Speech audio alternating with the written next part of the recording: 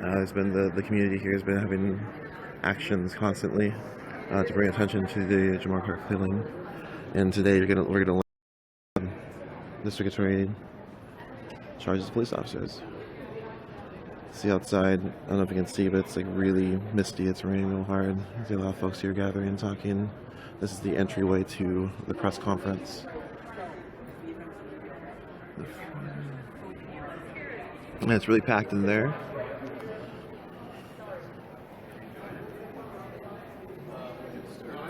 So there you go on YouTube Live.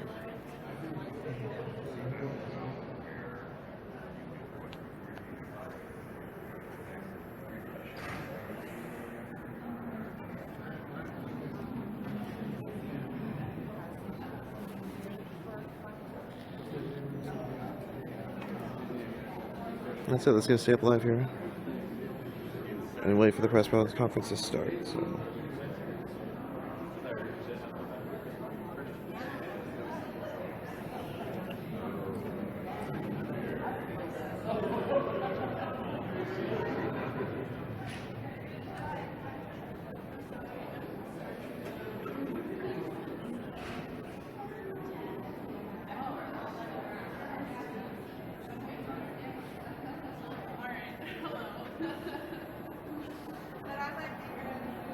Let's see, let's make this one try to get interviews.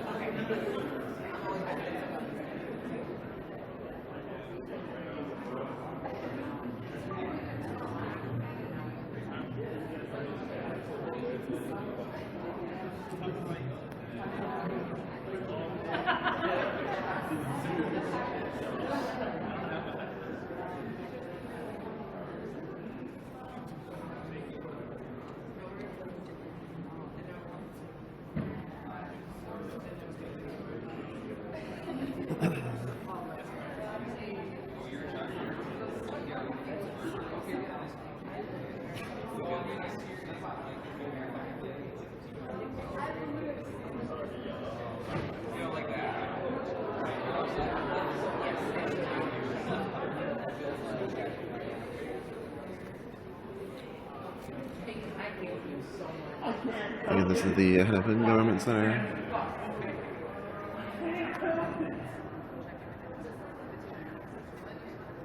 Alright. Let's do a 360 here. Show you everything around. It's just a lobby. And again, if you can't see out the windows, it's really stormy out. So yeah, totally this. Did a 360, yes I did. Yeah. And so yes, we're gonna be out here. This will be the people who are listening to the press conference. Inside the press conference office, or the office down here, there is like 30 cameras maybe. It was pretty packed. And so we decided to stream out here with the folks who are gonna be, I guess, listening in the community to the announcement. So I'm waiting.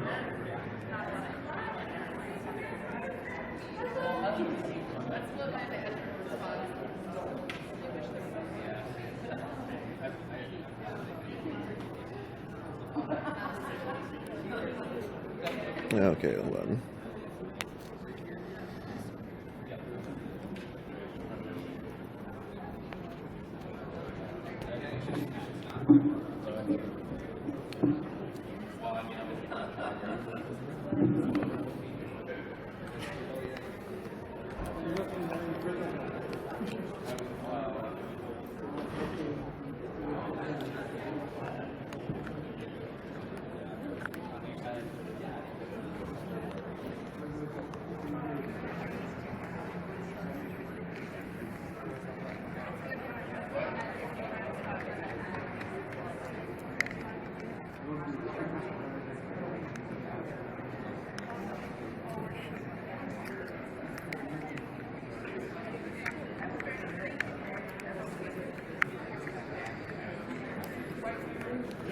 Let's look here.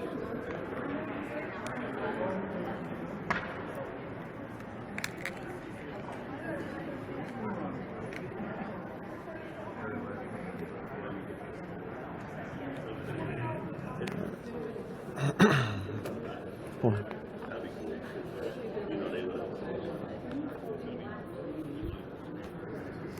Yeah, I didn't know if you wanted to give any like. I don't know if you want to do any interviews about this before the decision. Like, we want to talk about what they're feeling right now or anything, or just want to wait. You can ask anybody. How's it going? Yeah. All right. Did you want to talk about what's going on right now, or just wait? Yeah, absolutely, absolutely. Yeah. So a lot of people are just kind of like waiting in anticipation for the decision. So I think everyone's just kind of thinking about that. And so I don't know.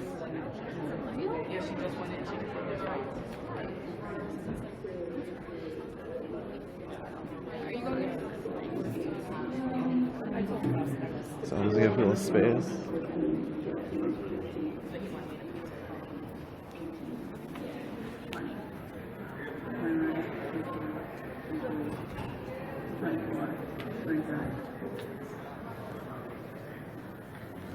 So they're testing the audio on the inside right now. 1, 2, 3, 4, 5. I am talking to the mic. 6, 7, 8, 9, 10, 11, 12. Okay, well.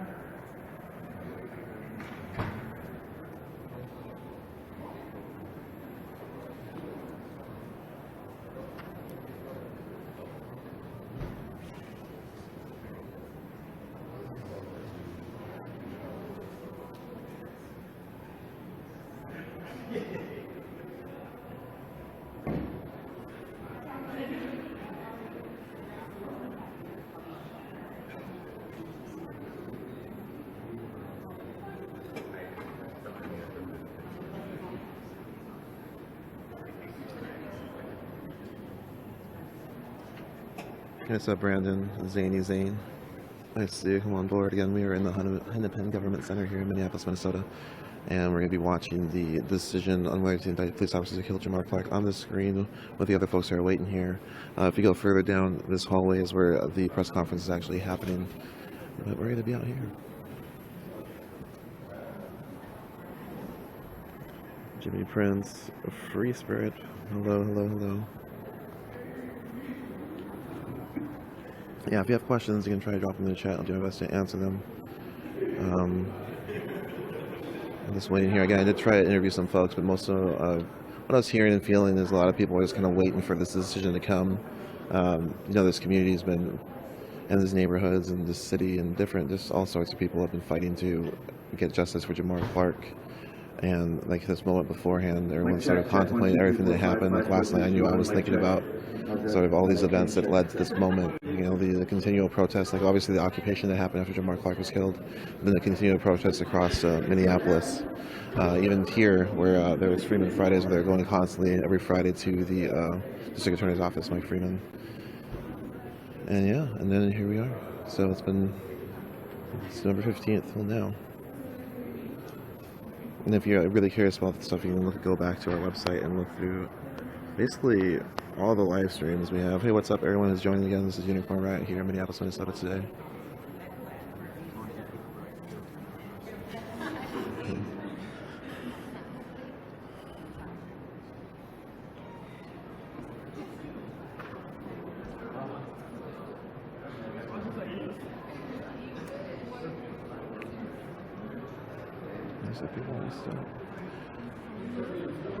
Yeah, so I'm not sure what's going to happen. There's been 2 actions called today based on the decisions reached. They're in different parts of the city. One's in the north side, one's I think around here somewhere. And yeah, so they're around the same time. So there's like conversations on the internet about how folks are going to deal with that sort of time and space if they do end up wanting to demonstrate after this decision is raised.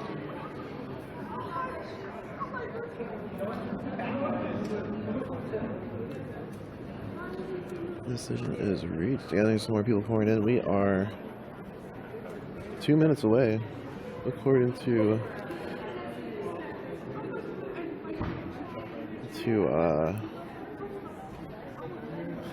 the clock. It's supposed to be at 10:30, so.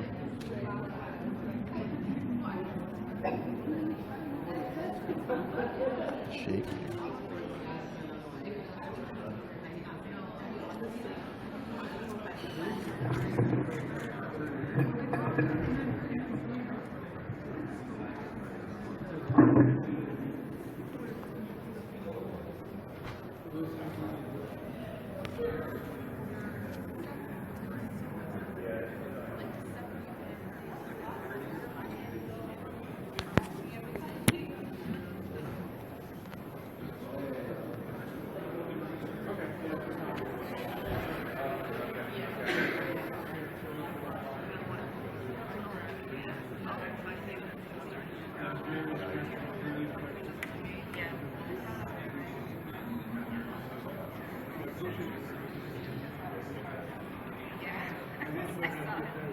Okay, anyways, thanks for joining ep129. Our live stream of today's decision. You can follow us on Twitter at @your_ninja, or just follow us on live stream there. Just click that follow link. And we'll keep following the stories here and wherever our collector's at, really. So, in more moments away.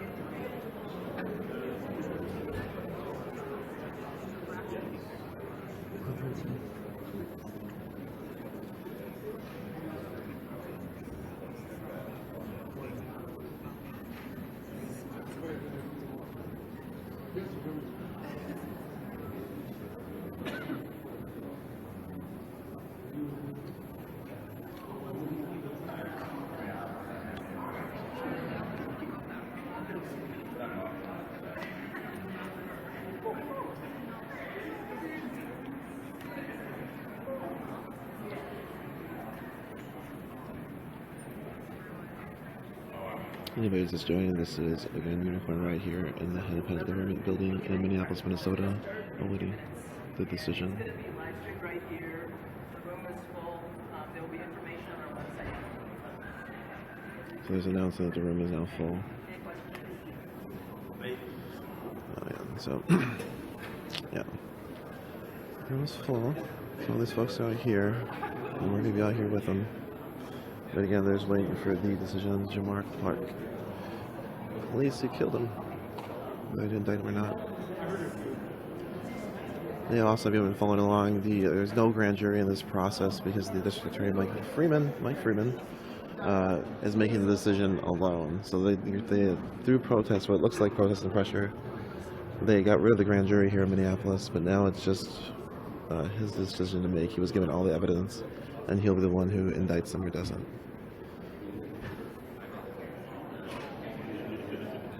I don't know what people think of that, but that's what happened here.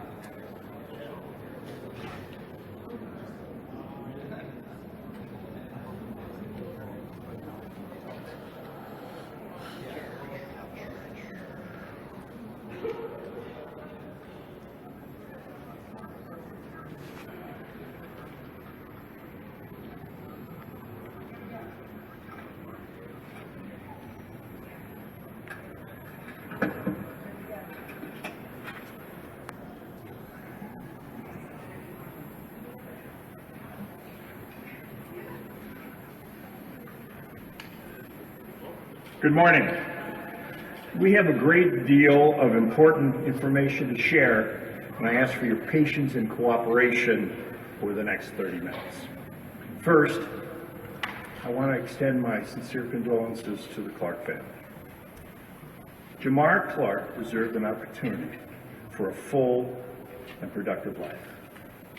We are saddened that this tragic incident means he won't have that opportunity. Second, let me thank the BCA for a very thorough and professional investigation. Along with help from the FBI, this is a very complete job done in an expeditious time frame of 4 months. After this brief introduction, I'll share a summary of the legal standard by which we must evaluate the evidence in this or in any other homicide. Second, I'll share a chronology of the events that occurred the night of November 14th and the morning of November 15th, 2015. This will be followed by a detailed review of the evidence concerning A, whether or not Jamar Clark was handcuffed, and B, the evidence surrounding the use of force by the police officers. Third, I will announce my decision on whether to charge these police officers. Fourth, I will show key parts of the video on that screen. Fifth, I'll take questions. As you depart, you will be able to obtain a copy of my remarks on our website immediately. Later today, our website will include the following information, including the speech I'm going to give to you now. It will include a report using a detailed analysis of the facts of this case, various video recordings, complete recordings, the DNA reports, the autopsy report, all of the police reports and interviews.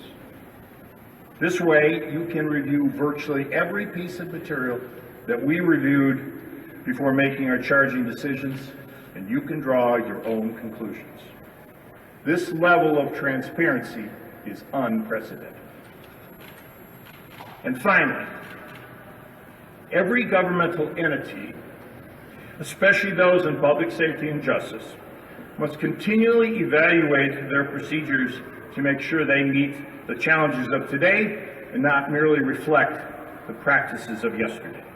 This office has undertaken such a review, and our in-depth analysis of and our decision not to use the grand jury in police-involved shootings. By making this tough charging decision ourselves, we're increasing the level of accountability and transparency our communities deserve from us. Police have a very difficult job. They are often required to make split-second judgments in circumstances that are tense, uncertain, and rapidly evolving. Nationally, this job has only become more challenging due to the lack of trust between the community and the police.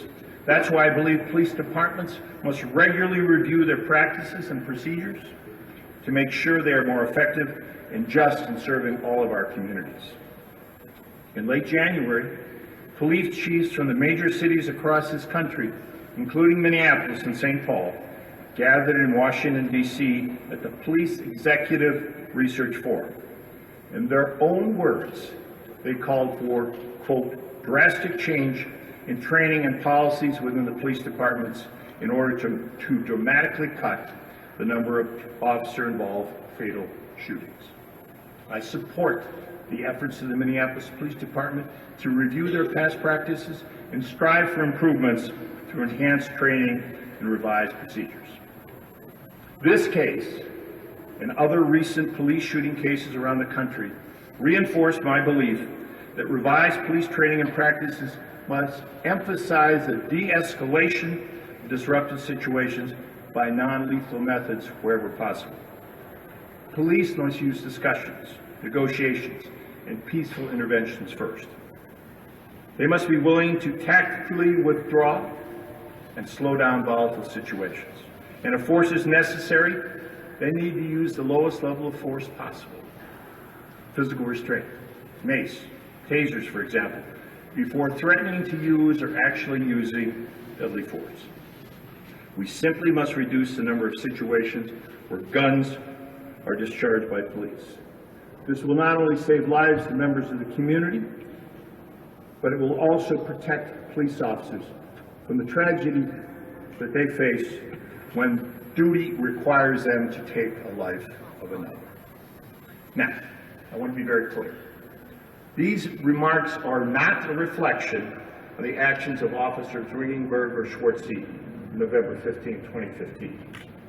This case is not at all similar to some of those seen around the country, in Chicago, in Cleveland, or North Charleston, South Carolina.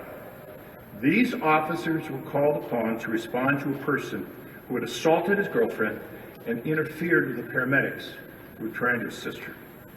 These officers did not have the opportunity to withdraw or to negotiate. Finally, let me say that all of us have a role in reducing community violence. This responsibility rests with us individually and collectively. We know that violence begets more violence. The genius of Mahatma Gandhi and Martin Luther King Jr. is that they saw old ways did not work, that nonviolence could only defeat violence. We all must stop using violence against those we love and those we do not love. We must be more civil when we speak to each other, and this includes interactions between the community and the police. Please, lower the volume. Let us show respect towards every person, no matter how much we may dislike them. All of us, prosecutors, police, community, have so much work to do to reduce the violence. Journalists, this is Only by disgusting. working together can we accomplish. Make note of that. What's your name? Now, Let me turn to the law that controls the prosecutor's This is review of this disgusting. or any other Make homicide. note I will of begin with that. the controlling Minnesota statutes and case law. This is incorrect. In order to bring a charge against a police miseducation. officer for using deadly Make force, note of that. the state must be Not a able to joke. prove beyond a reasonable doubt Quote Martin Luther the King officer's use Jr. of deadly Really? force was not Thank you. Yeah, justified. okay, then maybe go to another room. This legal standard remains the same, regardless of whether factual determination is made by the prosecutor or by the grand jury. In order to charge second-degree manslaughter, the state must be able to prove beyond a reasonable doubt that the accused person acted with culpable negligence in creating an unreasonable risk of death or great bodily harm. Culpable negligence has been defined by the Minnesota courts to mean acts that are grossly negligent combined with an element of recklessness. In order to charge second-degree murder, the state must be able to prove beyond a reasonable doubt that the accused intended to cause the death of the victim. In order to charge first-degree murder, the state must prove beyond a reasonable doubt not only that the accused intended to cause the victim's death, but also that the action was premeditated. Those are standards society recognizes when it comes to holding one criminally responsible for killing another. The statute authorizing a police officer's use of deadly force in self-defense or defense of others is similar to that of civilians. However, courts have interpreted the provision for law enforcement in a way that sets a high bar for obtaining a criminal conviction against a police officer for use of force. Under Minnesota Statute 609.066, Subdivision 2, police officers in Minnesota are justified in using deadly force in the line of duty when it is necessary to protect the officer or another person from apparent death or great bodily harm. This statute provides a significant defense to criminal charges against an officer for use of deadly force. In Graham versus Connor, the United States Supreme Court held that the use of deadly force by a police officer must be evaluated from the perspective of a reasonable police officer on the scene and in the same circumstance. Reasonableness of police use of force cannot be evaluated from the perspective of a civilian, nor can it be evaluated with a more clear vision of 20/20 hindsight. The court further said in Graham that the fact that the law enforcement officers often are required to react quickly in tense, uncertain, and rapidly evolving situations needs to be taken into account in determining reasonableness. Since Graham, the Supreme Court has narrowed the analysis to focus on the exact moment the force was applied. If the evidence in a particular case shows the officer's use of deadly force was justified by the statute and under the Graham decision, criminal charges against that officer for manslaughter or murder cannot be brought. The only time manslaughter or murder charges can be filed against a police officer, regardless of who makes the charging decision, is when the use of deadly force is not justified. To repeat, the evidence must show unreasonable conduct by the police, utilizing the perspective of police officers, and the use of deadly force was not necessary to protect the officer or the public from a threat of great harm or death. Let me now trace the chronology of the events, November 14th and 15th. The events leading up to the tragic death of 24-year-old Jamar Clark in the early morning hours of November 15th occurred near 1611 Plymouth Avenue in North Minneapolis. The addresses on the south side of this block consisted of an apartment building attached by a breezeway to townhomes. The Elks Lodge, a social club, is located across the street from 1611 Plymouth on the north side of the block. November 15th was a warm evening, and many residents were out in the balcony on the south side enjoying the evening. Patrons of the Elks Club were, at this time, starting to leave that establishment. On the evening of November 14th, 2015, a number of friends and family were hosting a birthday party for Nakelia Sharp, age 39, in apartment 103 at 1611 Plymouth Avenue. Jamar Clark was present with his girlfriend, Rayanne Hayes, age 41, and a number of his relatives. Late in the evening, Sharp and her husband started arguing in the hallway. Rayanne Hayes attempted to break up the argument, and Jamar Clark grabbed her. Hayes and Clark then fought, and Hayes injured her ankle in the fight. During this altercation, both Clark and Hayes suffered facial wounds which bled. At 12:20 a.m. on November 15th, Rayanne Hayes called 911 and asked the paramedics to come to her daughter's apartment in that building. EMS paramedics Tyler Haskell and Wellesley Thomas responded to the call. They parked their ambulance in the south side of Plymouth Avenue in front of 1611 Plymouth. Their paramedics entered the building and went to apartment 204, where they found Hayes. Ms. Hayes was intoxicated and unable to walk. Her lip was split, she had bruising on her left eye and an abrasion on her nose. The paramedics put Hayes into a stair chair to carry her down the stairs. As paramedics carried Hayes out of the building, they saw Jamar Clark standing outside the building and, quote, acting kind of odd, end quote. As they walked past Clark, Hayes said, quote, "That's the guy who did this to me," end quote. The paramedics radioed for police backup because the apparent assailant was on the scene. As the paramedics were transferring Hayes from this chair to a stretcher to load her in the ambulance, Clark approached them saying he was her son. Hayes said he was not her son. Clark then began calling paramedic Thompson a pussy, a bitch, and told Hayes that he was going to come to see her. The paramedics loaded Hayes into the ambulance and locked the door. Thompson and Haskell were very afraid at this point. Clark began knocking on the ambulance door, trying to get into the ambulance. Shortly after Hayes and the paramedics locked themselves in the ambulance, EMS Deputy Chief Michael Trollinger, who was aware of the paramedics' call for assistance by the police, arrived on the scene.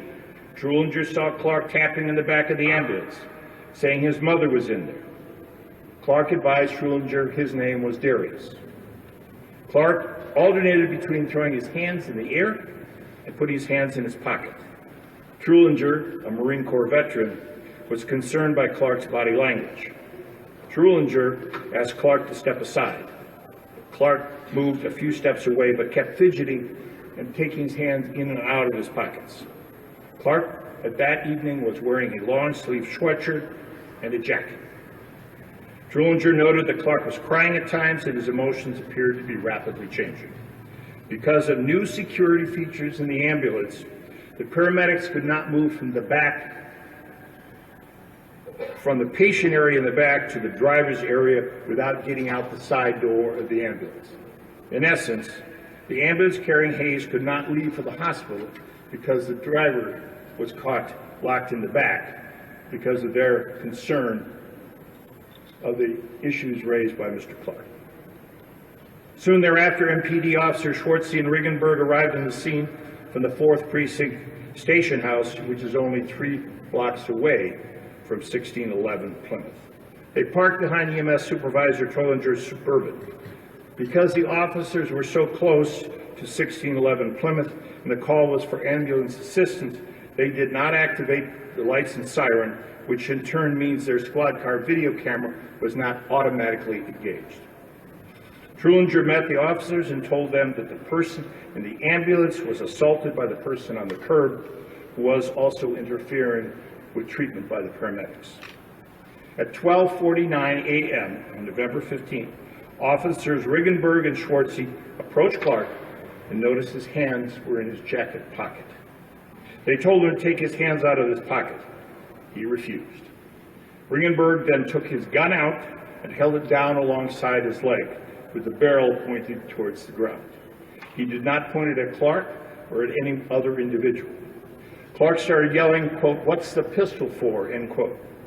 The officers again and repeatedly told Clark to take his hands out of his pockets, and he continued to refuse to do so.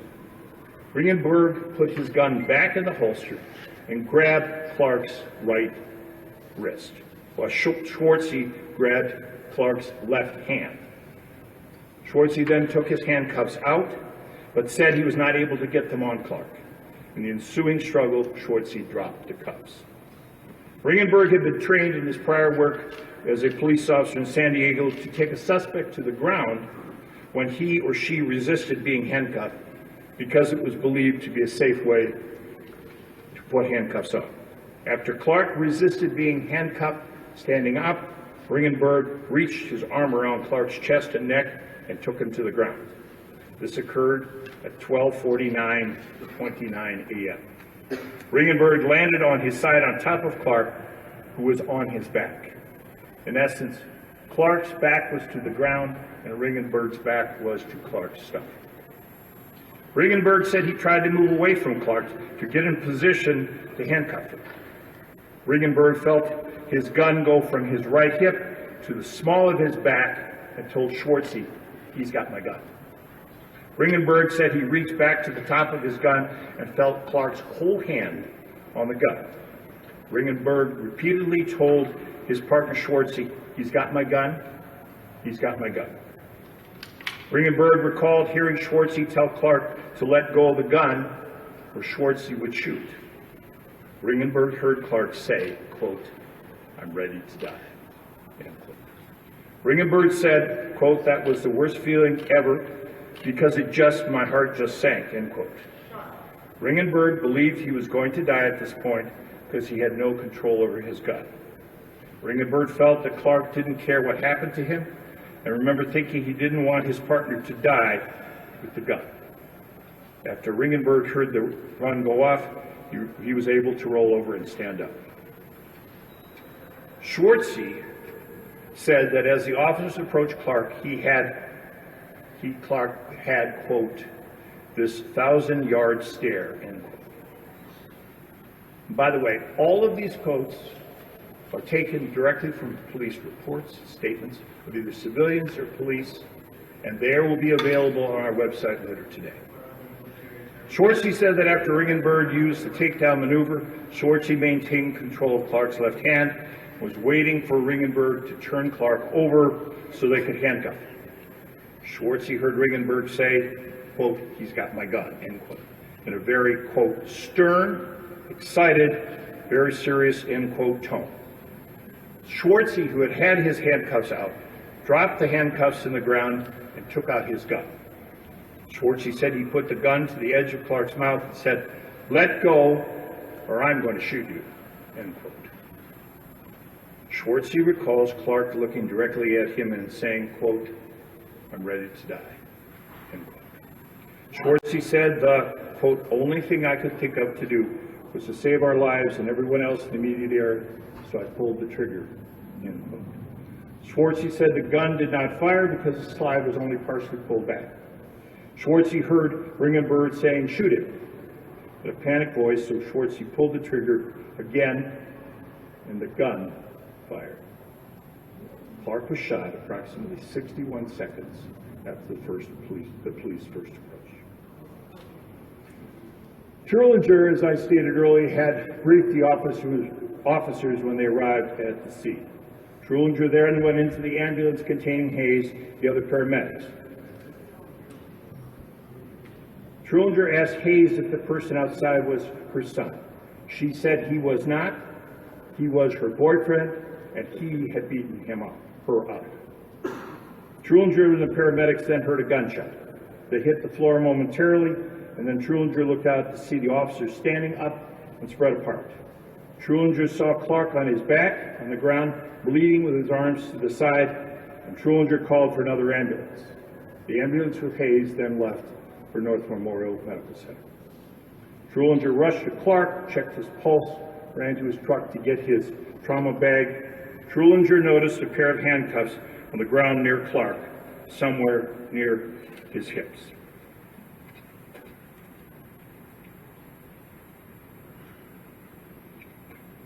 Hennepin County Medical Center paramedics Maria Hill and Tyler Lukes respond to the scene in the second ambulance, arriving at 12:54:49 a.m. and saw Trulinger assisting Clark. Hill asked MPD Officer Reamer for help checking Clark for weapons, and no weapons were found. As EMS paramedics Hill and Lukes went to move Clark to a stretcher, they noticed open handcuffs in the grass near Clark's right side. Lupes grabbed the handcuffs by the hinge and moved them out of the way so the paramedics could put Clark on the stretcher. Clark was loaded on the stretcher and quickly into the ambulance to take it to Hennepin County Medical Center. Officer Schwartzky of the 4th Precinct arrived at the scene within minutes of the shooting. The scene had become very chaotic, with 50 to 60 people in the immediate area, many yelling at the police. The other officers arriving to take control of the scene, Schwartzky was concerned for the safety of Schwartzy and Regenberg, so he removed them from the scene.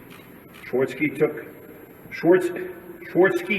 Schwartzy's firearm and moved Schwartzy and Regenberg to his squad. Schwartzy was placed in the front and Regenberg in the back. They did not discuss the incident on the short drive to the 4th Precinct. At the precinct, Schwartzy and Regenberg were placed in separate offices according to procedure. Each officer was later read a public safety statement, which is meant to determine whether there is a weapon used or missing or other immediate safety concerns. Schwartzy said he had fired his weapon and the handcuffs were missing. Crime scene technicians later took photos of Schwartzy and Regenberg collecting their firearms, as well as Regenberg's duty belt, for forensic examination. Their uniforms were not connected at this time, but were later. After Clark was transported by an ambulance and the scene was secured, crime scene technicians examined the area where Clark was shot. They recovered a pair of handcuffs with the clasp open, medical items, and car keys from Schwartzy's Regenberg squad. The ambulance used to transport Hayes was taken to the MPD forensic garage, processed for fingerprints and DNA and video recovery. The video from the second ambulance was also recovered. Those two videos will be shown to you later this morning. MPD crime lab personnel went to HCMC and photographed Clark, including photographs of his wrists. A number of witnesses were also identified at the scene. Those witnesses were transported to the homicide unit of Minneapolis Police, where homicide investigations were taken. When the officer went to see Clark approximately 3 a.m., he took pictures of Clark's wrists, of which no bruises are shown. He called a forensic scientist who came over and took additional picture of Clark's wrists, and no occlusions or bruises were shown. Several items of video evidence were also obtained. The video from the back of the ambulance in which Rayanne Hayes was transported, the video from the back of the ambulance which Jamar Clark was transported, video from a public housing camera, video from a police poll camera, video from 54 squad cars who responded to the code 3 call, video and audio from a squad car in which officers Regenberg and Schwartzy were transported to the 4th Precinct, video from Danny Blaylock, video from a known female, hard drive from the Elks Club Lodge camera later determined to be inoperable. You will see, as I said to you before, at the end of today's presentation, some of that video, and all of the video in complete, unedited form will be available on the website later today. Autopsy of James Clark. He died November 16, 2015 at 9:32 p.m. The next day, an autopsy was conducted by Hennepin County Chief Medical Examiner, Dr. Andrew Baker. The cause of death was a gunshot wound to the head. The toxicology report showed that Clark had a blood alcohol level of 0.09 and THC in his blood as well.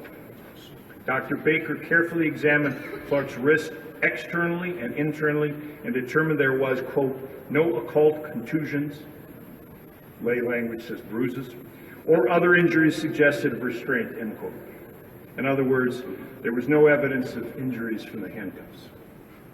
Early in the morning of November 16th, pursuant to a recently adopted Minneapolis Police Department policy, which I support, the Minnesota Bureau of Criminal Apprehension took over the investigation into the death of Jamar Clark. Later that day, Minneapolis Mayor Betsy Hodges asked the United States Department of Justice to join the investigation into the death of Jamar Clark. The investigation included 122 BCA reports totaling 1,370 pages, an autopsy, 21 DNA reports, and 97 Minneapolis police department supplemental reports. In my review of each and every document, it took me 31 hours to read all of it. There were additional federal reports as well, which were part of our decision, but if not, we do not have the capacity to release it. That's up to the feds. The BCA submitted its report to this office on February 10th. As is common practice, we asked for additional investigation, which the BCA promptly did.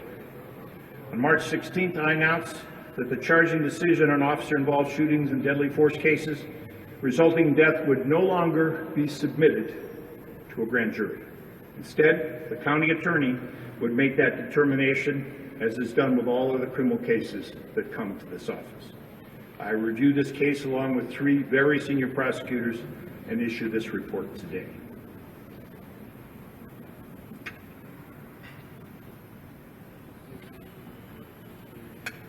One of the primary issues in this case, and an important focus of our investigations, is whether Jamar Clark was handcuffed. There is no dispute that Officer Ringenberg took Clark to the ground. It is also clear that Ringenberg was on top of Clark after they went to the ground, and he remained there until Clark was shot by Officer Schwartz. The question is whether Clark was handcuffed at the time he was taken to the ground and shot. There are conflicting eyewitness accounts regarding the presence of the handcuffs. Ringenberg, Schwartzy, and 10 other paramedic or law enforcement witnesses who observed Clark at the scene have stated that Clark was not handcuffed. By contrast, 20 civilian witnesses who provided information regarding handcuffs give differing versions. 2 said Clark was not handcuffed. 6 were uncertain if Clark was handcuffed, and 12 were certain that he was. Of these 12, they disagree as to whether Clark was handcuffed with his hands behind his back, hands in front of him, and some of them said he was only handcuffed on his left hand. It's not unusual after a traumatic event to have differing and often contradictory eyewitness statements. We see that in most of our cases. The fact that statements are contradictory does not mean in any way that a person is lying or trying to tell stories. In such cases, we prosecutors got to look to forensic evidence and all the statements and compare them where the people were in their access and their capacity to make their observations. In addition to lack of physical injuries to Clark's wrists, which would have occurred during a violent struggle if he had been handcuffed, other forensic evidence established that Clark was not handcuffed. Laboratory testing found the presence of Clark's DNA on Ringenberg's duty belt and the grip of Ringenberg's gun. The forensic evidence that Clark grabbed Ringenberg's holster is also strong corroboration that Clark was not handcuffed behind his back, as described by several of the witnesses, because if he was handcuffed behind his back, there's no way he could have used his hands to try to pull Ringenberg's gun.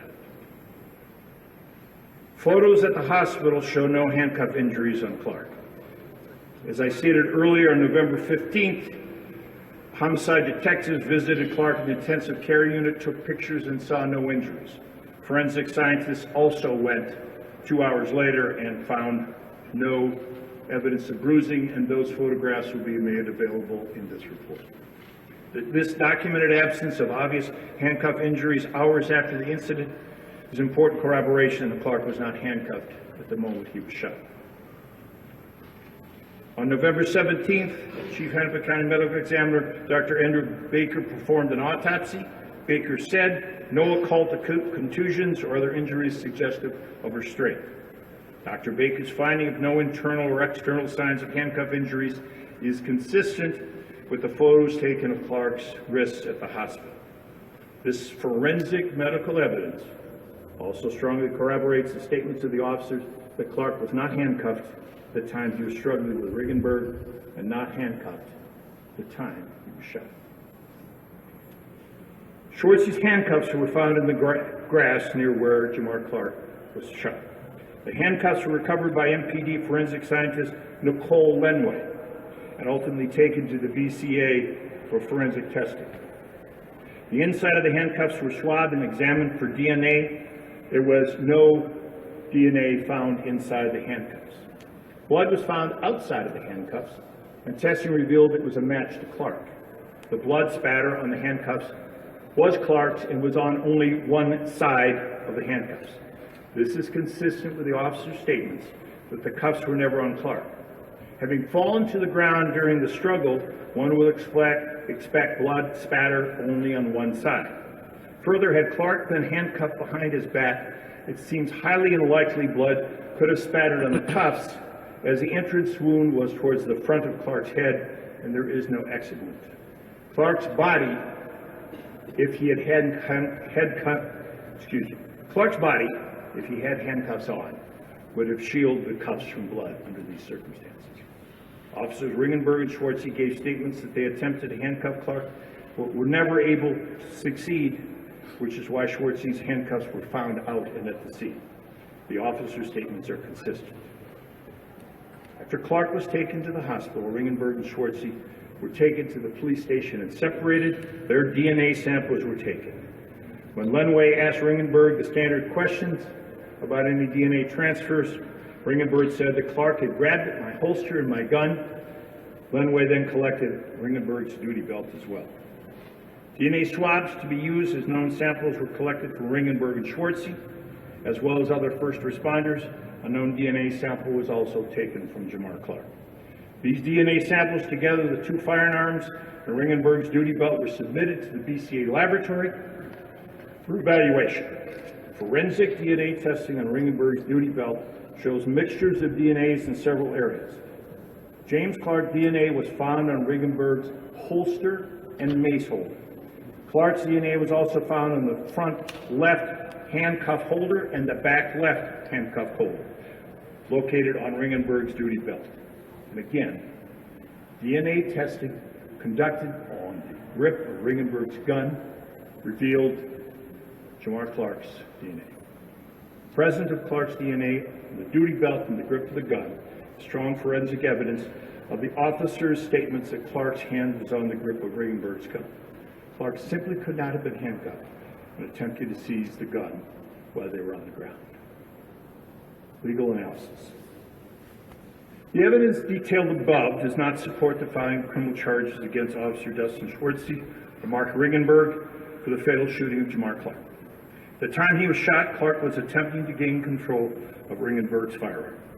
Ringenberg reasonably believed that if Clark had succeeded in removing the weapon from his holster, Clark would have shot both officers, as well as exposing third parties to danger of injury by firearm. Ringenberg and Clark were wrestling on the ground in a position which rendered Ringenberg unable to remove Clark's hand from his firearm, now in the small of his back. Ringenberg communicated to Schwartzy that Clark had his firearm and that Schwartzy should shoot Clark. Schwartzy did. His actions were reasonable given both his observations and Ringenberg's plea. Eyewitness testimony was contradictory on this central issue. Those who have stated that Clark was handcuffed are themselves contradictory. Some say one wrist, some say two. Some suggest he was handcuffed in the front of his body, some in the back, casting doubt on the statements without reference to physical evidence. Forensic evidence and video evidence both support the belief that Clark was not handcuffed at any time through the altercation. Let me now talk a bit about use of deadly force in the statute that applies there. When police first encountered Clark on November 15th, they knew, 1, he was the alleged assailant in a domestic assault, which resulted in need for medical attention by the victim. 2, he had interfered with the EMS personnel to the degree that they requested police intervention. 3, as the police approached Clark, his hands were in his jacket pocket and he refused directives to remove them from the pockets. And 4, when they tried to handcuff him, he resisted arrest, compelling the use of force, trying to put handcuffs on him. When Clark was forcibly taken to the ground by Ringenberg, Clark continued to resist by struggling with Ringenberg.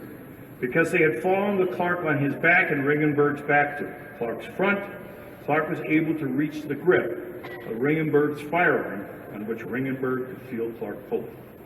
Ringenberg was aware Clark had his hand in the grip as he was able to reach behind himself and feel Clark's whole hand on the grip. He was unable to remove Clark's hand from the grip. Recognizing that Clark had control of his weapon, Ringenberg told Schwartzy multiple times that Clark had his gun. Finally, Ringenberg told Schwartzy more than once to shoot Clark. Schwartzy said that Ringenberg's voice had a tone on it that was, quote, the most sincere, panicked voice I'd ever heard, end quote. Schwartzy told Clark he was going to shoot him if he did not let go. Clark responded, I'm ready to die. End quote. Schwartzy's first attempt failed, but in the second attempt, he shot and killed. The use of deadly force is justified if the officer reasonably believes that death or great bodily harm to himself or another will likely result if he does not act. In this case, Officer Ringenberg subjectively believed that Clark had or was in the process of obtaining control of his weapon, and that were Clark able to remove the weapon from its holster, both Ringenberg and Schwartzy likely would be shot. Ringenberg's subjective belief is also objectively reasonable. First, Clark's DNA was found on Ringenberg's gun, mace container, and his holster. Next, the keeper is designed to keep Ringenberg's utility belt in place and become unsnapped. Moreover, when Ringenberg is free of Clark, the video clearly shows that his belt is turned in such a way that his gun is behind his back. As he stands, Ringenberg can be seen adjusting his duty belt back to its normal situation. These facts corroborate Ringenberg's belief that Clark was forcibly pulling on his belt and holding his gun, and it was objectively reasonable to believe he was attempting to remove it. Minnesota statute 609.504 provides that disarming or attempting to disarm a police officer is a felony. An attempt to obtain control of the firearm of a peace officer presents a grave danger to the peace officer and bystanders. The attempt alone suggests a willingness to use a firearm if it is successfully removed from the holster. Once removed, an assailant can instantaneously begin firing the weapon.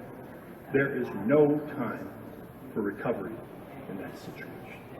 Even if the person is not ultimately successful, an attempt to gain control of an officer's weapon creates a significant risk of injury.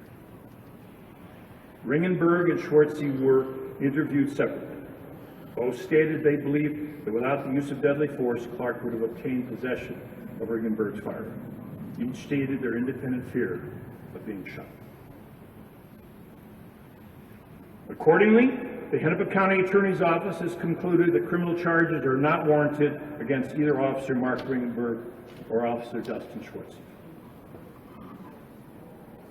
I will now play the video from that evening.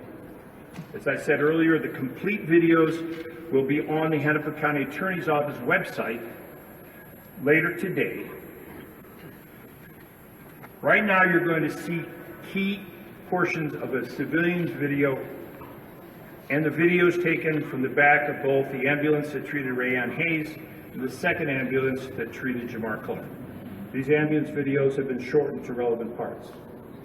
There are other police videos and civilian videos that simply do not reflect whatsoever what happened at the moment of the shooting or just before. Some of these videos show what happened after, which under Supreme Court precedent is essentially irrelevant to the question of whether criminal charges should be brought. Complete videos will be on the website. You don't have to trust my editing, but I wanted to do it in a way that we could focus on the key parts. The first video was taken by civilian Danny Blaylock.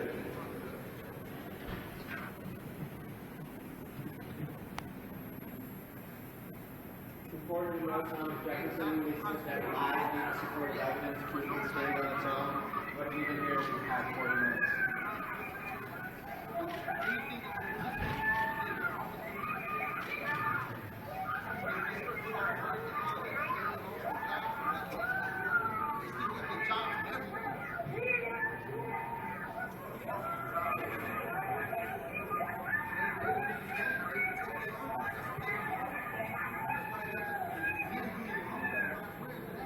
All right, that's taken, just to help interpret it, that's taken from the north side Plymouth Avenue 1611 from the side where the Elks Club is, and it's down pointing towards the area where Officers Riggenberg and Shortsey were, and Mr. Clark is lying on the ground. It's obviously very difficult to see much. What you can do, if you look at it tonight yourself, you can stop it frame by frame. I wanted you to see something from a civilian video that showed a little bit about what the scene was like, and also for people to see how difficult it is to interpret what happened from videos. I know that many people think videos are the panacea and will resolve all disputes in every criminal situation. That simply isn't true. There are videos that sometimes do show that. Sometimes when an officer's wearing a body camera, or there's a clear view from a squad car video. It doesn't happen all the time, and it didn't happen here. But again, so you can draw your own conclusions, what we're going to do is to put all the videos up, and they'll be up later this afternoon. All right, the second one is a video with Ruth Ann Hayes being moved to the ambulance. Okay? Now that's the side of the ambulance. Those are the two MTs, and she is there on the chair, and you will see at the top left-hand corner, Jamar Clark enter the scene. You'll see his legs and his coat.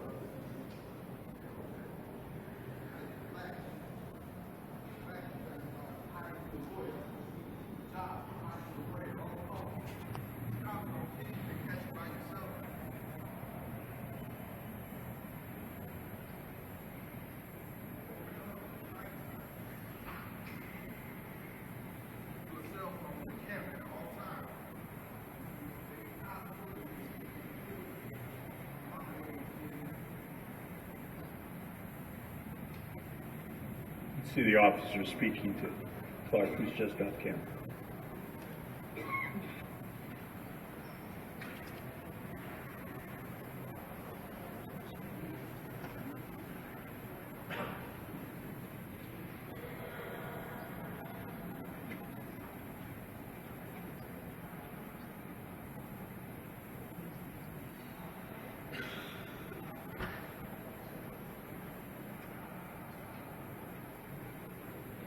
See him way off to the far left-hand side.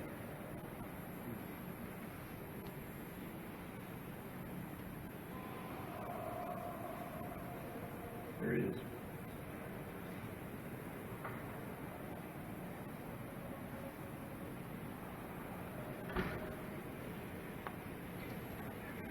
Okay, the third is also from the same ambulance, and you can see Jamar Clark at the foot of the ambulance. Before we played it, the total ambulance tape is like 25 minutes long. It shows the ambulance when it first pulled up. It shows this. The clip of Jamar at the back of the ambulance is approximately 5 minutes. You can look at it all on the website. We'll show you a piece of it so you see what happened. Okay.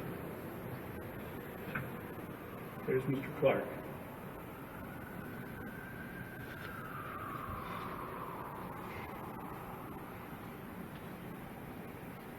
You can also see the clothes he's wearing.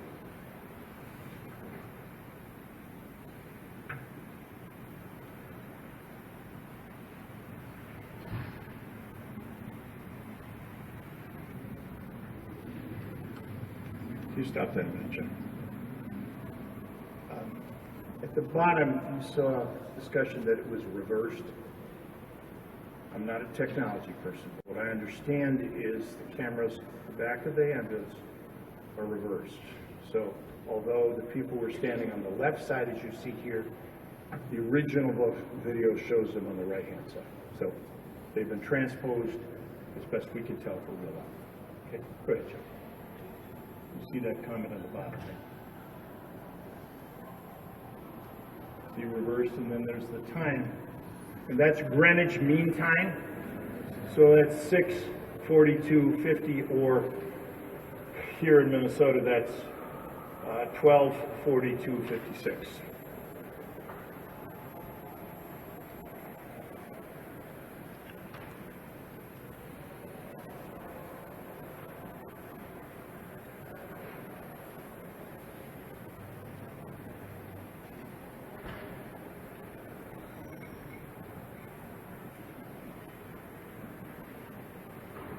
Okay, Chuck, let's go on to the next one. That's Clark at the doors. The next will be the supervisor in the white shirt. That's Deputy Chief EMS Chief Trulinger, who comes to the scene. That's Trulinger. You'll see Clark is off to the left side. You'll see him in a minute.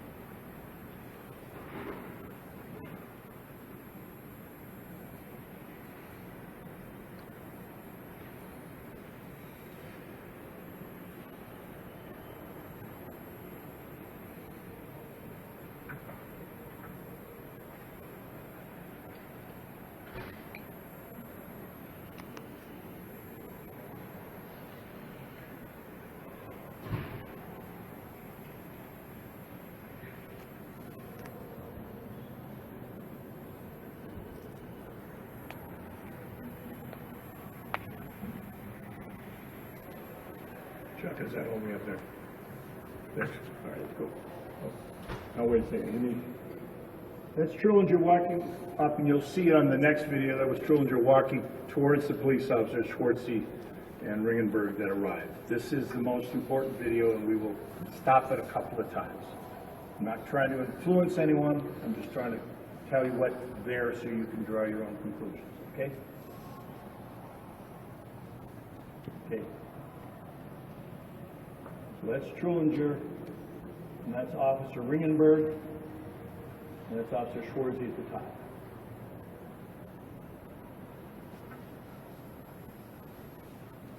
There's Clark's feet.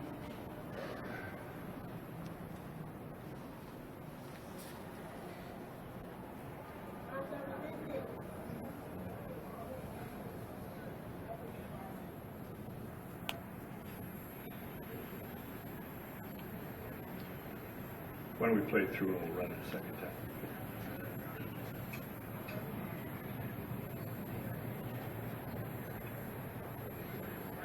You can, excuse me, that's the Officer Ringenberg's feet. He's obviously on his back and he's kicking his feet.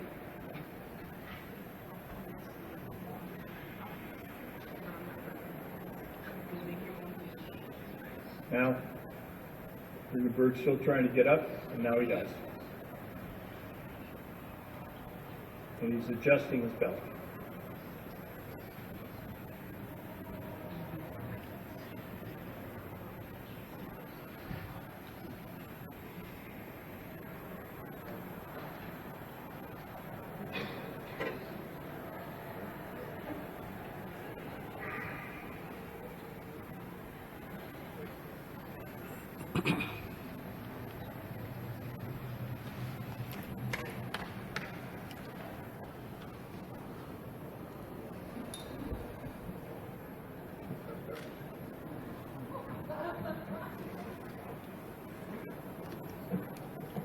Sir, I know there's lots of people who want to talk, and I'm certainly willing to have people take this podium. I'd be glad to answer a couple of questions.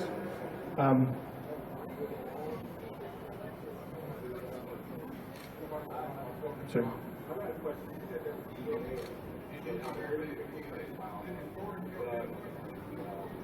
Just DNA evidence, no fingerprints. And that's kind of not unusual. You don't, excuse me, just, may I finish this question first? I'll be glad to answer your question just a moment. Normally, fingerprints are a lot harder to get off a gun normally. Yes, ma'am, you had a question?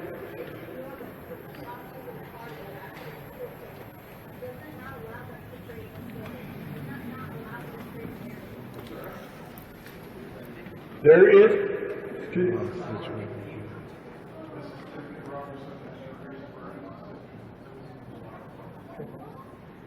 Somebody let them sit together in a car, alone, without body camera?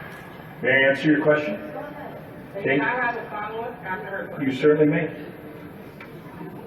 The camera was on in the vehicle that transported the two officers away. Okay? It showed in the back seat where Officer Riggenberg was. The audio shows no conversations between those two officers in the car. When they got to the police station, they were separated and put in separate offices as is standard procedure. Okay. I'm sorry? Can you tell us that video also?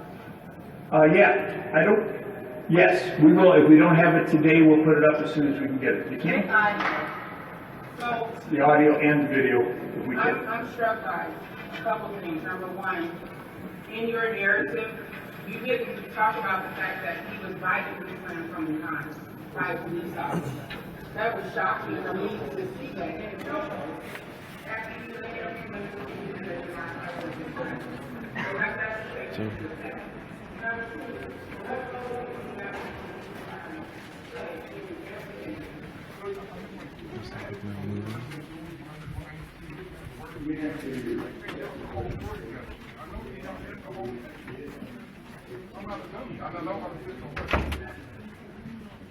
I already knew it was coming. Hey, whatever the city do, and I can't stop it. Like, Tim, you got blood on your hands, and that's all I'm saying. I'm gonna leave it alone. For my cousin, that's not getting justice. That's not right. So we're gonna get justice some type of way.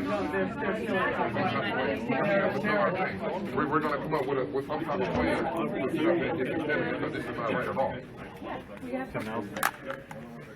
Isn't there enough cameras in there so you're not really... Can I check this to find out? Well, a bunch of folks just want to Yes, Jamar Clark. C-A-M-E-R-O-N-C-L-A-R-K. And you're his cousin? Yes, I'm the cousin of Jamar Clark, one of the protesters who got shot too. You guys are really close. Yes, real close. Real close. Describe that. Like, we're young and sleeping in the bed with each other, all type of stuff, going on field trips, going to get our hair cut. I'm at his house playing the games, he at my house playing the games. We're going swimming, fishing. We do everything. I know his favorite colors, he know my favorite color. We done it all together, got in trouble together, did good things and bad. We were kids.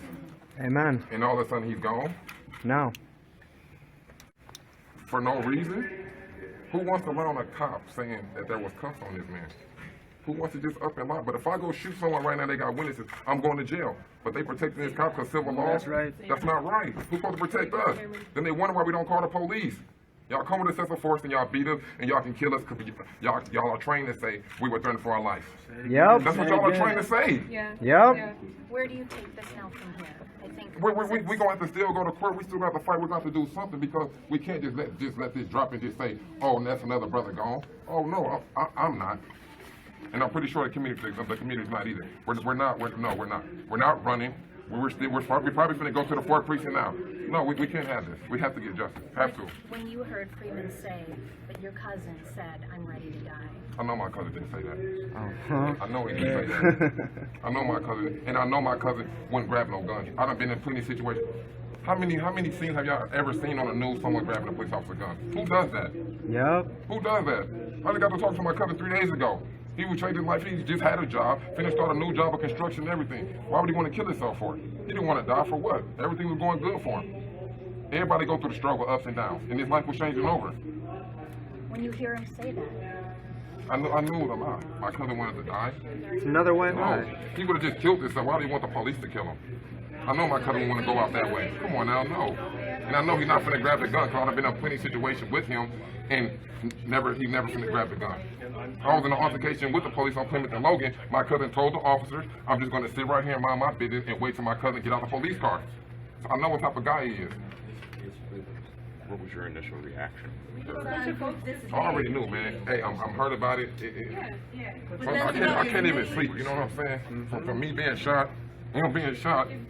that's great. But if that's crazy. We should be able to ask those questions. Thank you. It's because he was shot. The white supremacist or the Those folks came and shot folks. He was one of the people who shot. We moved down the hallway. The hearing is in here. People are trying to go in to ask questions, and they're not being allowed. So now What we're we just really kind of need to stuck here in the hallway understand right is now. it's just a classic Minnesota narrative of passing off the buck, and we have all the rhetoric to write it as a colorful picture. It's nothing new.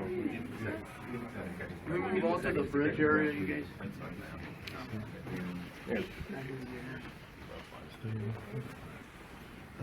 The speaker of this cousin's being given a moment over there. He's kind of surrounded by people to give them space, and the press was told to move on. Now we're standing at the entrance of the hearing. You can see there's people standing in front of the door. And now it's like another standoff. Now I think folks are trying to get in, not exactly sure what the weight up is. Everyone, thanks for joining us here at Unicorn Riot. Probably pretty weak. We're following the Jamar Clark decision to not indict the 2 police officers and the community response. Right now we're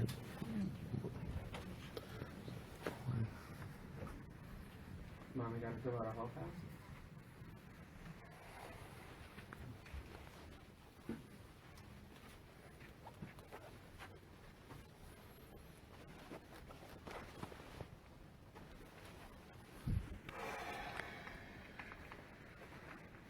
Is it Friedman or Freeman? Friedman?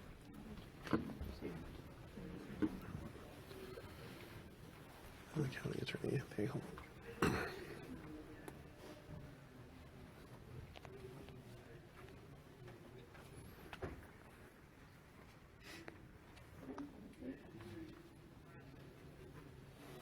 And so now we ask ourselves, how does this get sold to the suburban populace?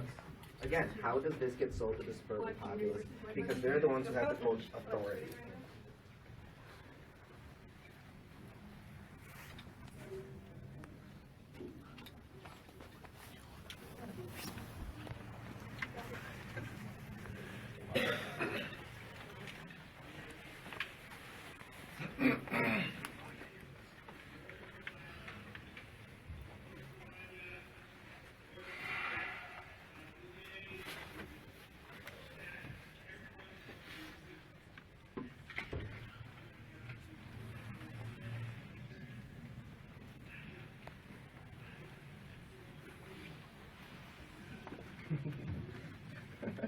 Okay, so I know who I'm talking to, and here's the question. Journalists as salespeople. We have to think about that and how that narrative actually functions.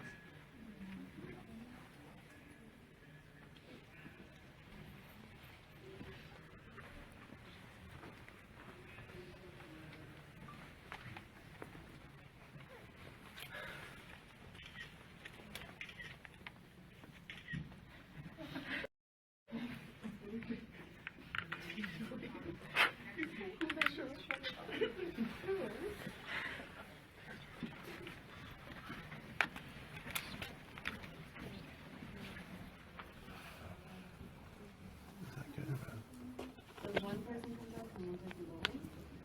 I already left.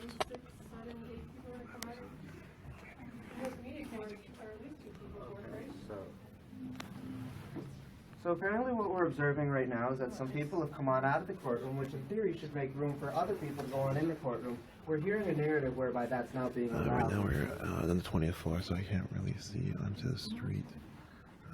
I'm trolling trolls. This is the street outside. And we're on the 20th floor, so that's why I see what's going on out there. This is Bob Cole. It's cold. Wow, I don't think anyone noticed. That's the, was that the Fraternal Order of Police Union? He's the head of the police president's union.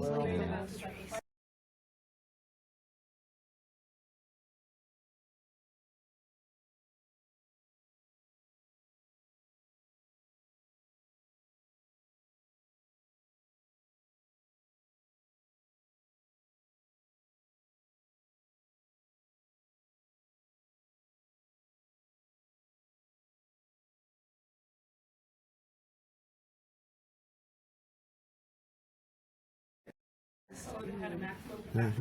I don't know who told you.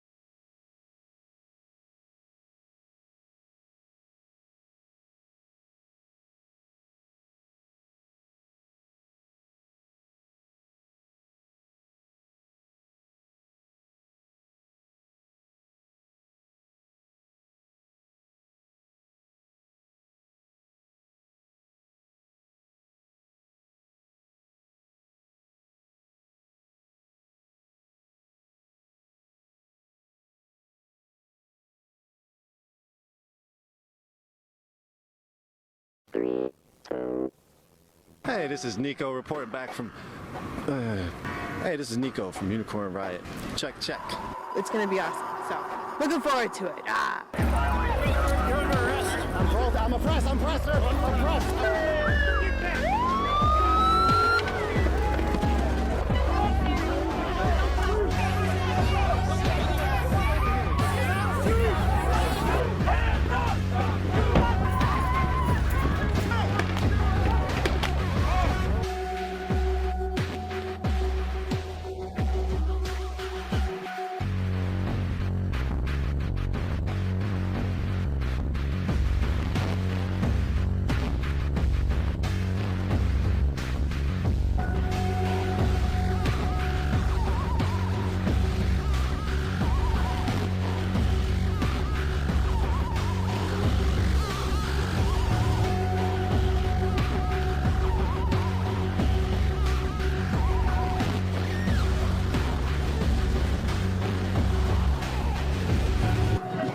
Military, police, feed the beast.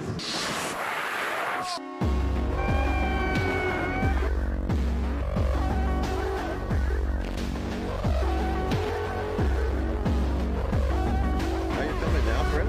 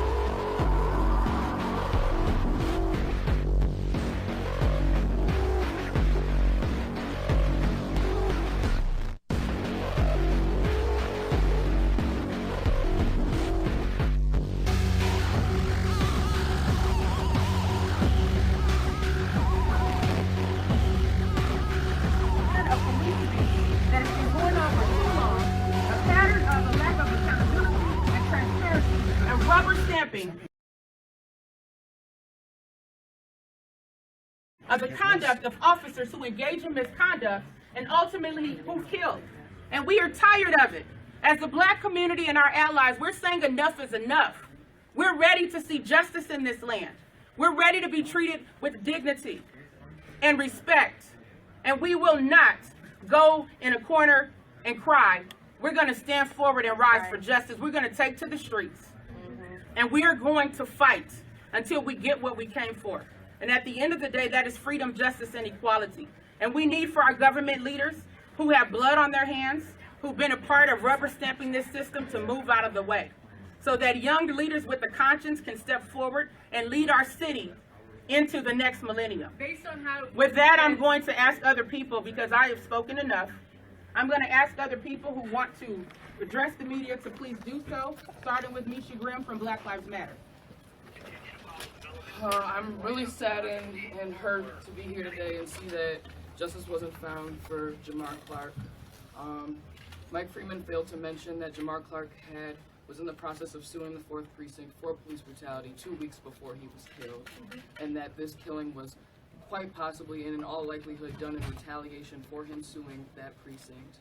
I really hope that there is more that comes out of this, more positivity. I hope that there is some type of civil lawsuit. I hope that Jamar Clark's family receives justice. I hope that we as a community can come together and push for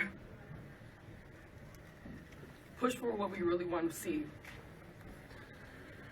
I hope that Mike Freeman knows that he is on notice, that he will not be getting reelected. That's right. That he needs to start looking for a new job, because we are coming for him. We are coming for every elected official that cannot support us and seek justice and truth and reality of what's happening to our community right now.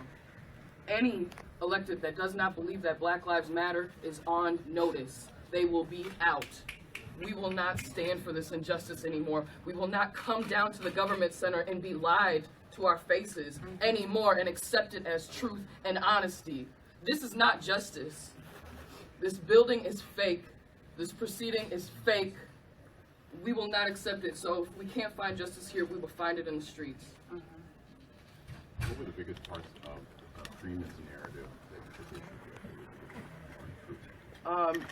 Essentially him reiterating over and over again that Jamar Clark said he was ready to die, as if that is the green light to shoot someone in the face. right. Just because someone says they are ready to die does not mean that you are allowed You to don't know say what it. that Yes. We don't even We believe don't they believe said that. the only people that heard him say that were the people that killed him, which should be given a lot of weight. That is really unrealistic.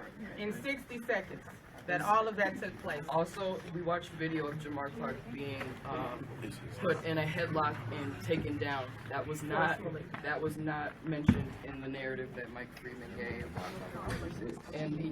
And the entire case seems to hinge on officer statements and DNA evidence that was held onto and collected by MPD officers. So there's a lack of trust and believing that the precinct that killed Jamar Clark also did not tamper with evidence regarding his murder. The other issue is that reiterating that he wasn't handcuffed does not give you clearance to murder somebody. Whether a person was handcuffed or not, he reiterated that over and over in his statement. That should not be the actual decision why somebody would be murdered. In any case, he was on the ground, he was already restrained, he already had 2 physical men on top of him. So whether he was handcuffed or not is not the reason why he should have been murdered. And for the officers to say that they had control of both of his hands and he somehow still got an officer's gun proves that these officers are not well equipped to be police officers. That they need more training, that they need better ways to handle situations. And the fact that they had to kill someone who they already had restrained and on the ground and on top of makes no sense. None whatsoever. And you could tell by the witness reactions in the first video that people were shocked that officers would go so far as to kill him. They were screaming and yelling out, "Why did you have to do that?" They felt that he was unjustly murdered. And their weight of their testimony was not brought into Mike Freeman's narrative, which we find to be disconcerting. It basically says that the word of a police officer who murders will be placed over the word of dozens of African-American witnesses in the community. I want to have Pastor Danny Gibbons address the group, and then Raisha Williams from the NAACP.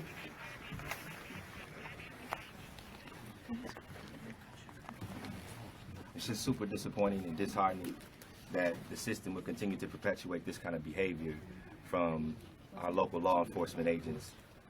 The video that I watched showed a Jamar Clark that looked concerned about his girlfriend. The video that I watched showed a Jamar Clark that looked tempered. The video that I saw didn't show a Jamar Clark beating on the door, didn't show a Jamar Clark irate or uncontrollable, or even in the video once the officers showed up in the scene, the video that I saw didn't show Jamar Clark resisting arrest. The story, the narrative that Mike Freeman provided didn't corroborate with what we saw on the video. And then in showing the video, he also introduced his own thoughts. That's right. As to set up the stage as a platform of thought insertion, to have your mind be prone to see what he wants you to see, right. rather than allow the community and the public and Jamar Clark's family to view the tapes with their own unbiased eyesight. So I didn't appreciate that. That was unacceptable from a county attorney. The behavior and manner in which it was carried out, even the frivolous attempt to express condolences at the beginning and then just getting right to business, that's unacceptable from elected officials. We need elected officials who have a conscience, who are morally principled, who are unbiased, who truly can stand for what our people stand for. And if we won't have elected officials that will do such, then buy Mike Freeman. Buy Mike Freeman. Buy Mike Freeman. We're done with you. We're done with you. That's unacceptable. They killed that man. That's right. They said he was on his. They said the officer was struggling for his gun. There was another officer there. That officer couldn't have placed his hands around Jamar Clark's hands. He couldn't have grabbed or put him in another restraint, any type of thing. Pressure points. Don't they have training in all of those areas? They couldn't have used a non-lethal force or a less lethal force. And none of the witnesses corroborated that testimony.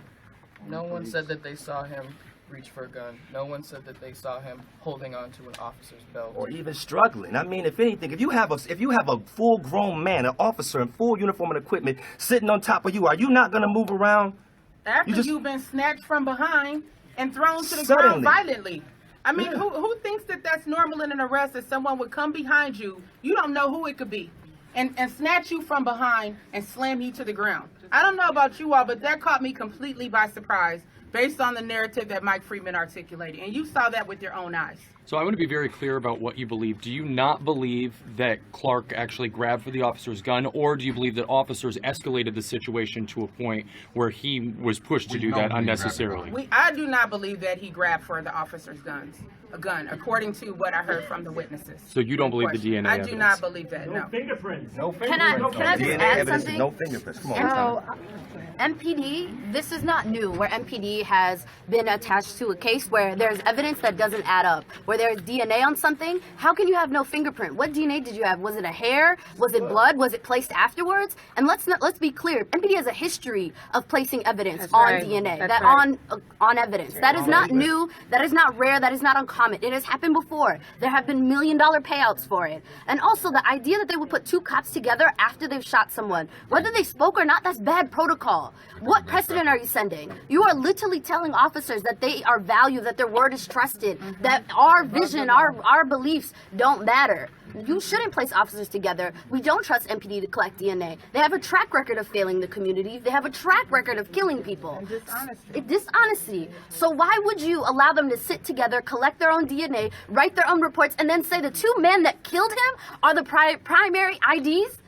That's illogical. That doesn't sound fair. That doesn't sound just. That doesn't sound right. MP has a history of lying, and we need not only our mayor, our police chief, our Hennepin County attorneys to really get their stuff together, because you are failing your city. Yes. You consistently have the worst inequities in the country, and this is not happening by accident. This is happening every single year. It is getting worse and worse for Black folks to live here. White folks keep getting it better and better here. At what point are electeds actually going to believe Black Lives Matter? It is not a campaign slogan. It is not a hashtag. It is my life. It is their life. They matter. And act like it. And stop allowing police officers to kill us. Stop letting them tamper with evidence. Stop allowing them to treat us as if we are less than human, because we are not. And if you do not agree, we will unelect you. And the reality of it is what Wintana is saying is that we're one city, and North Minneapolis cannot truly be great until everybody believes that we're already great. We already know we're great. And so to come into our community and kill a civilian, as if an unarmed civilian,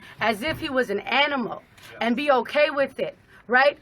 In America, we care more about dogs and animals than we do Black men's lives. That's right. We are being prosecuted, we are being victimized, and we are being haunted and hunted. And today we're saying no longer is it okay. No longer will it be okay. We're asking the entire Minneapolis community to stand with us. Whether you're white, whether you're Black, Latino, Asian, Native, whether you're Buddhist, whether you're Christian, whether you're Muslim, stand with us. This could have been your child. Minnesota is the #1 state in the nation for interracial marriages. There are a lot of white people who have Black grandchildren.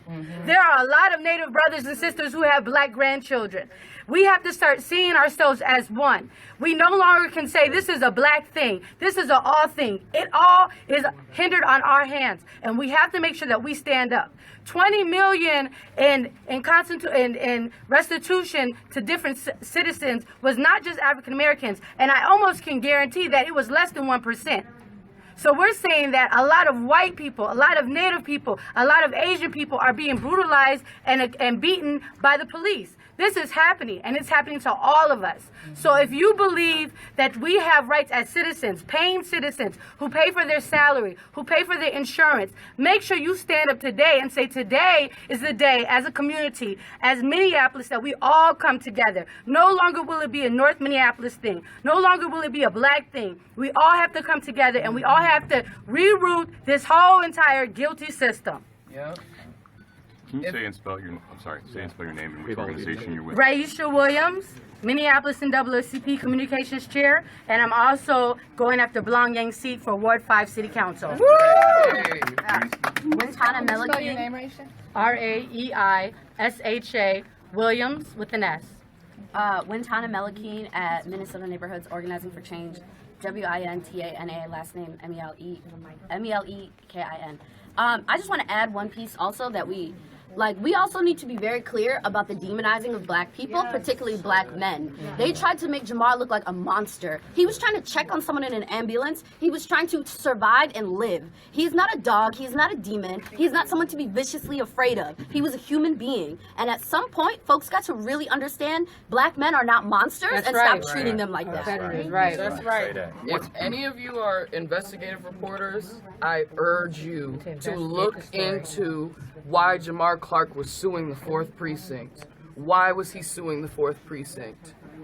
I'm telling you, there is more to this story than we are being told right now. And if you are an investigative reporter, it is your duty to dig into this and figure out what happened. Why are they covering it up? Right. And what are they covering up? That's right. Can you tell us your name, please? Misha Grimm, MICAGRIMM, Black Lives Matter, Minneapolis. Professor. Nikema Levy-Pounds, president of the Minneapolis NAACP, NEKIMA, LEVY-POUNDS. Thank you. I'm also a civil rights attorney. Thank you. Thank you. Thank you very much. Thank you. All right, guys. Let's go pray. Danny, can you lead us in prayer? Can we go outside and pray? Let's find a corner. We need to just pray. So you heard a brief impromptu press conference from some of the organizers.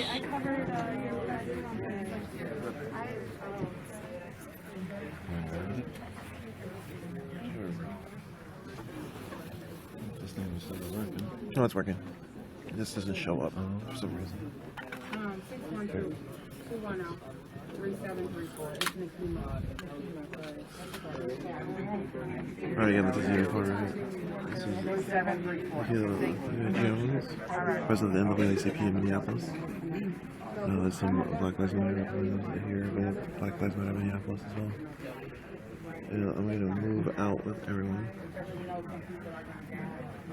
Again, this is Unicorn Riot. You can follow us on Twitter at @UR_ninja, or you can follow this live stream page as well, or you can watch this on the live show on unicornriot.ninja, which is our website.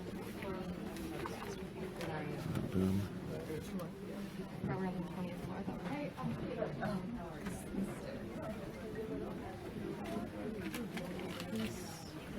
Let's try to get in privacy.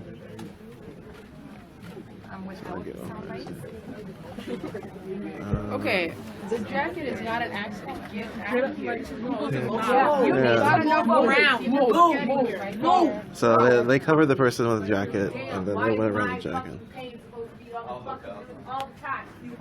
Yeah, you know, they are. Just years ago, we had a large group of people. Move out through here. Alright. Okay, so if you're following Unicorn Riot, you can keep doing that. We're gonna follow basically today's events as they unfold. You can hear people in that press conference, or sort of after the press conference outside, talking about how they're asking for the community to come together, and show that tonight. I want to show you this video. This is from about 45 minutes ago. A group of 60 people were sitting right outside of a television. Okay, so I think I'm going to go down, and we're going to go figure out what we're going to do next. But again, if we are your non-commercial alternative media site. If you like what you're seeing, please support us. Just hit this event details, expand that thing right above, or hit support us. So support our collective, and you can drop anything into the hat. That'd be really helpful. We are a non-profit, all volunteer-run, horizontally organized media group. All right. To get their perspective, I had one young woman tell me. Yeah.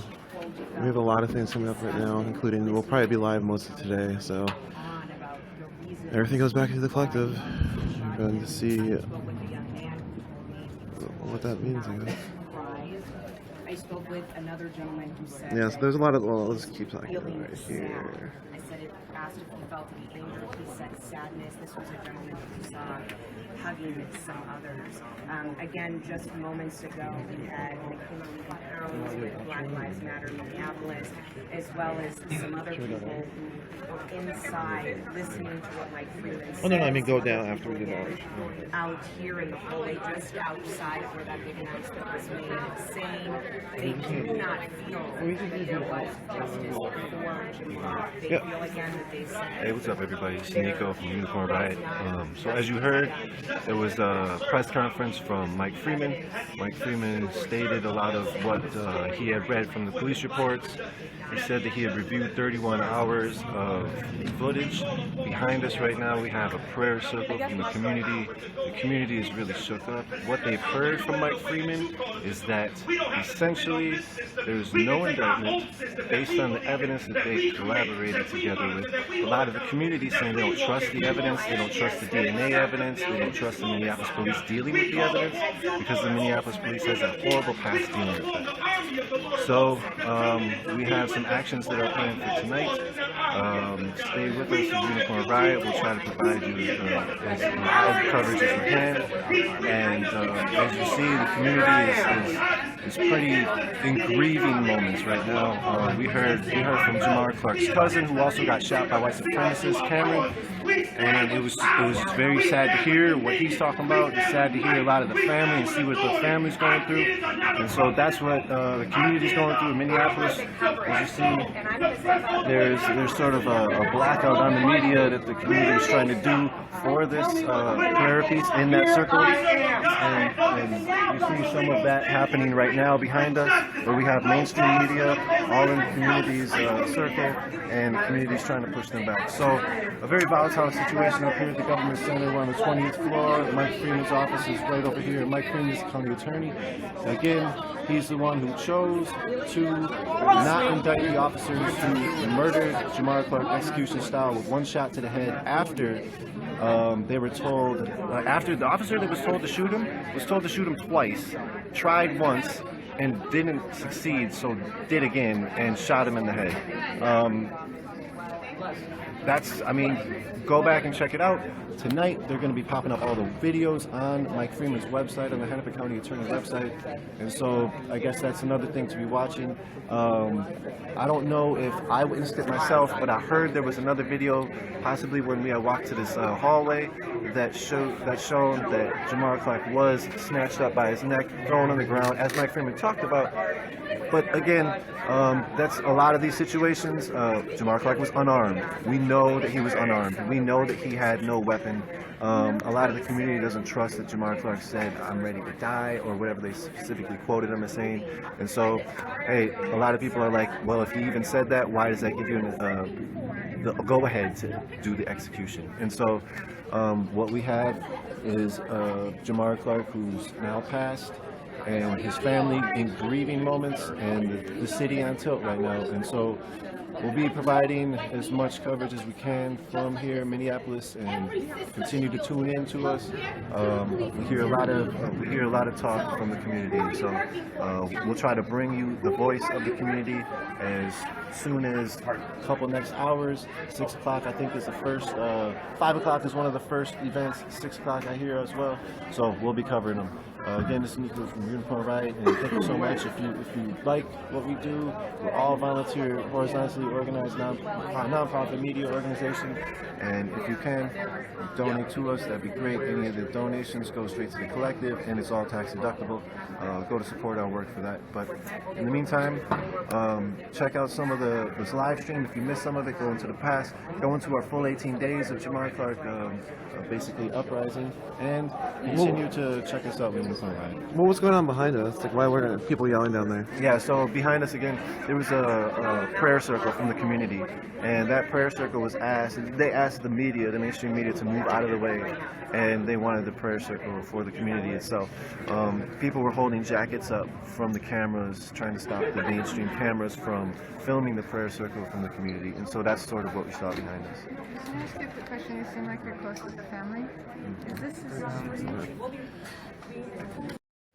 Right, well, that's it. Well, we'll be back later.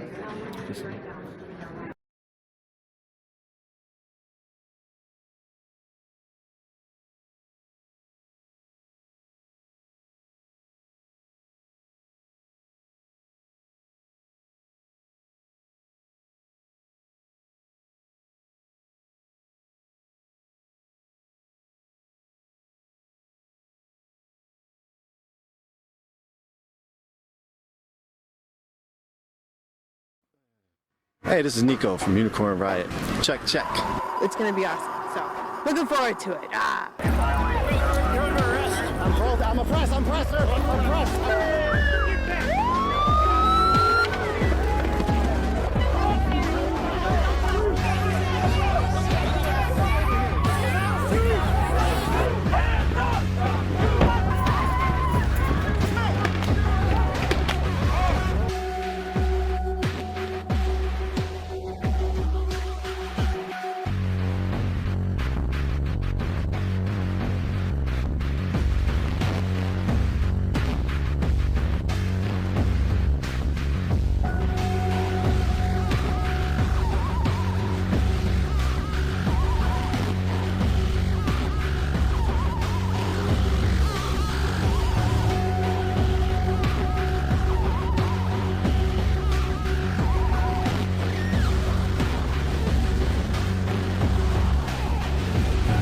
Prisons, military, police. Feed the beast.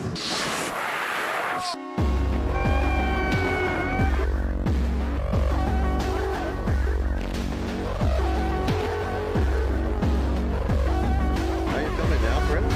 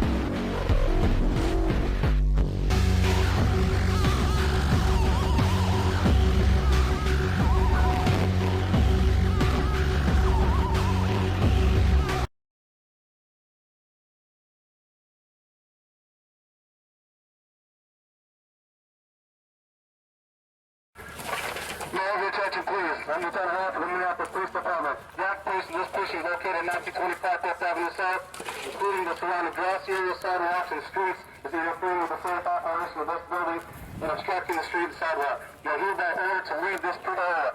Please disperse immediately and quickly. Those of you who do not leave will be subject to arrest for obstructing the legal process. You have 10 minutes to disperse and will exit on Morgan Avenue.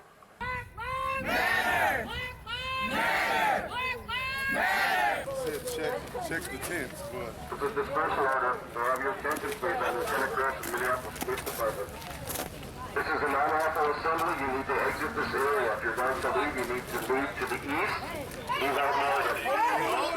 Has Morgan been arrested? Gotta go. Take your hands off me. I haven't done anything. If you knew you know that y'all were slave catchers. That's how this started. That's the legacy of the police. That's the legacy you'll leave in prison. Is guilty as hell.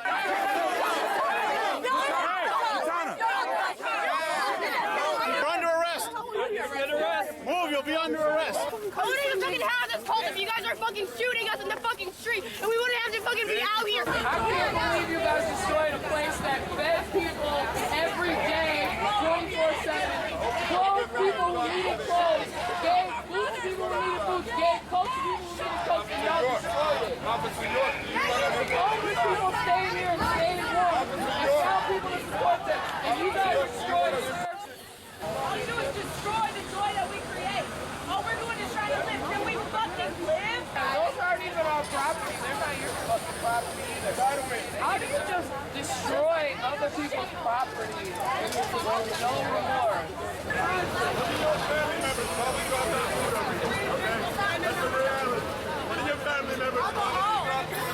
It's like a reiteration of like cops destroying black communities.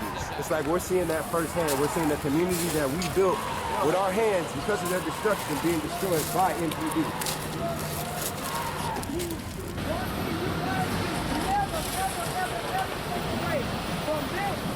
It's the fact that we have made, set, and established historical records. Let's not forget this. Who's the real victorious ones in this? And that's us.